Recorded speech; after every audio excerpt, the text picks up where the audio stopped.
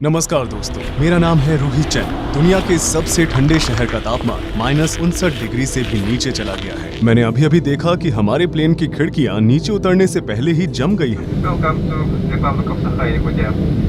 आज का हवा का तापमान -55 डिग्री सेल्सियस है। मैं इस बेहद ठंड वाले मौसम में खुद के नजरिए से 8 एक्सपेरिमेंट्स करूंगा। क्या अंडे का लिक्विड अपने खोल को उठा सकता है, या क्या नूडल्स फोक को हवा में पकड़े रख सकती है। फोक को फिक्स करने के लिए हमने एक आसान सिस्टम बनाया है, क्योंकि ठंड से कांपने की वजह से हम इसे अपने हाथों से नहीं पकड़ पा रहे हैं। लोग यहाँ मेटल फ्रेम के चश्मे नहीं पहन सकते हैं, क्योंकि मेटल लोगों की त्वचा से चिपक सकता है और जब वे उन्हें उतारने जाएंगे तो उनका मांस बाहर आ सकता है। मेरे पास मांस का एक टुकड़ा है जो बिल्कुल इंसानी मांस की तरह दिखाई देता है। मैंने दो ग्लव्स पहने थे। मैंने बड़े वाले निकाल दिए क्योंकि मुझे अपनी उंगलियों का इस्तेमाल करना था, और ये ठंडा होना शुरू भी हो गया। मेरे हाथ बहुत ठंडे हो गए।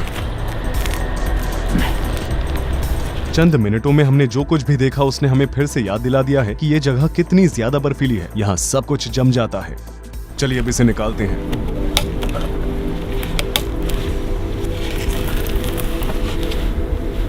क्या आपने देखा दोस्तों, जमे हुए सॉलिड नूडल्स फोक को हवा में पकड़कर रख सकते हैं। क्या आपने देखा?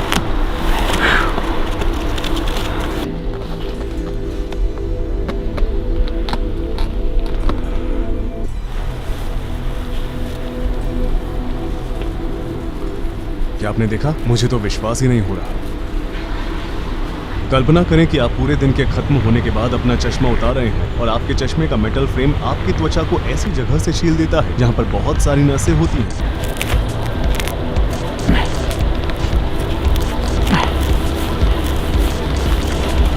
ठीक इसी तरह यहाँ जबरदस्त ठंड है, जिसकी आदत इंसानी शरीर को नहीं। फुटपाथ पर जमी हुई बर्फ को हर घंटे तोड़कर साफ करना पड़ता है। सड़कों पर जो स्टैचू दिखाई दे रही हैं, उन्हें बर्फ से बनाया गया है, इसलिए वे महीनों तक नहीं पिघलेंगे। यहाँ पर लोग हर बिल्डिंग के प्रवेश द्वार पर कारपेट बिछाते हैं ताकि किसी को भी फिसलकर चोट न लगे। ठंडी हवा को अंदर आने से रोकने के लिए बिल्डिंग्स की एंट्रेंस में आमतौर पर 3 दरवाजे होते हैं। हमारे होटल में दरवाजों को तिरछा रखा गया है। यह एक ऐसी जगह है जहाँ स्कूल तब तक बंद नहीं होते जब तक कि तापमान -50 डिग्री सेल्सियस से कम नहीं, जबकि दुनिया की कुछ जगहों पर तापमान 0 से कम होने पर स्कूल बंद हो जाते हैं। -45 डिग्री सेल्सियस यहाँ काफी आम बात है। इस तापमान में बच्चे बाहर जाकर खेलते हैं। अगर यह -28 डिग्री सेल्सियस के आसपास होता है तो इसका मतलब याकूत के लोगों के लिए वसंत का मौसम आ चुका है। चलिए अब गुब्बारों का एक्सपेरिमेंट करते हैं।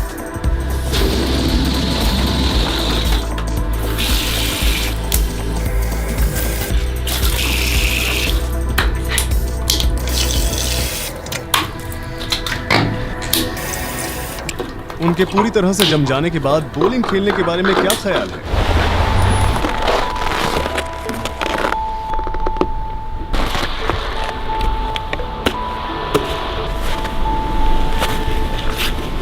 इस शर्ट को पूरी तरह से जमने में कितना समय लगेगा? चलिए देखते हैं। क्योंकि ये शर्ट गीली थी इसलिए मेरे ग्लव्स भी गीले हो गए हैं और ये जल्द ही जम जाएंगी। मेरी उंगलियां ठंड के मारे दर्द कर रही हैं। बेहतर होगा कि मैं उन्हें न पहनूं, लेकिन ग्लव्स के बिना रहना एक अच्छा आइडिया नहीं है। केवल 20 सेकंड के बाद ही बिना ग्लव्स के हाथों में बहुत दर्द होने लगता है। दर्द को कम मत समझे। अगर मैं बिना ग्लव्स के अपने हाथों को 20 मिनट तक बाहर रखता हूँ तो मैं इन्हें खो दूंगा। इसे फ्रॉस्ट बाइट कहा जाता है। पिछली वीडियो में मेरा कान सिर्फ 3 मिनट तक ही बाहर था, लेकिन फिर भी वो सूज गया था।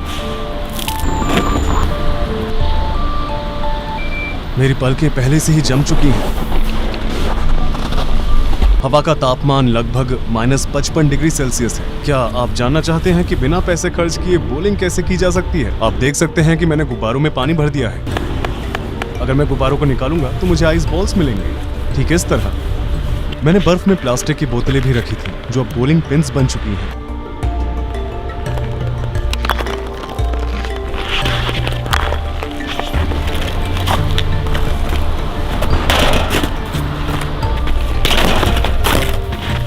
आपने देखा दोस्तों,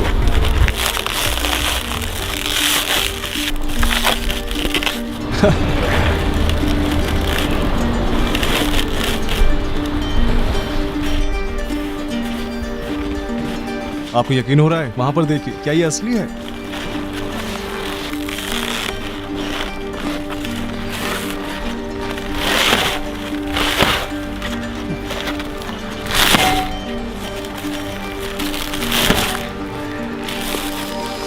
उस छेद को देखिए जहां मैंने मारा था।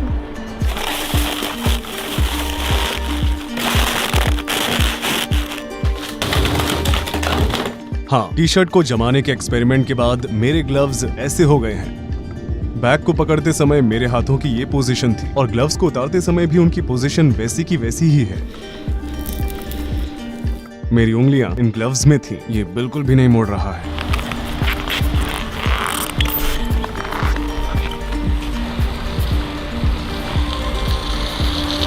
ये जम चुका है।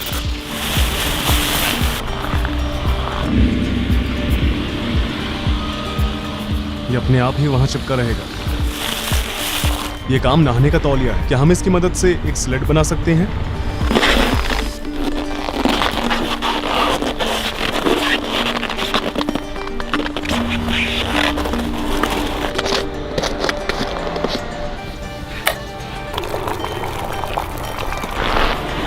देखिए, ये खौलता पानी है। बाहर का तापमान लगभग -50 डिग्री सेल्सियस है। उबलते हुए पानी का तापमान लगभग 100 डिग्री सेल्सियस है। देखिए, यहाँ के मौसम ने तुरंत इसे आइस क्रिस्टल्स में बदल दिया। यहाँ का तापमान इतना ठंडा है और हमारे शरीर के वो हिस्से जो ढके हुए नहीं हैं, उन्हें भी ठीक ऐसा ही महसूस होता है। अगर आपके पास पर्याप्त अनुभव नहीं है तो आप यहाँ अपने शरीर के अंगों को खो सकते हैं, भले ही आपको लगता हो कि आप सावधान हैं। यहाँ एक जगह से दूसरी जगह पर जाना लगभग नामुमकिन है। अगर आपको जहाँ जाना है वहाँ से आप 20 मिनट की दूरी पर हैं, तो आपको वहाँ तक पहुँचने में लगभग 1 घंटा लग जाएगा, क्योंकि आपको लगभग हर 5 मिनट में अपने आप को गर्म रखना होगा। यहाँ पर रहने वाले लोग जब बाहर निकलते हैं तो बैंक या सुपरमार्केट में आराम करते हैं और फिर दोबारा चलते हैं। हमारी बर्फ की स्लेट तैयार है।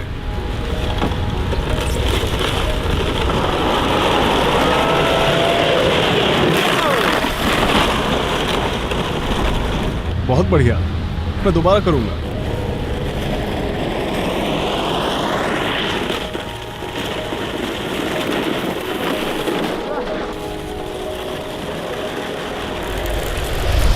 मैंने केलों को देर तक बाहर रखा था और मुझे लगता है कि अब वो हथौड़े की तरह सख्त हो गए हैं। यहाँ के लोग जरूरत पड़ने पर जमे हुए फलों को हथौड़े की तरह भी इस्तेमाल कर सकते हैं। ये रहा इस बात का सबूत। आपको ये हर दिन देखने को नहीं मिलेगा।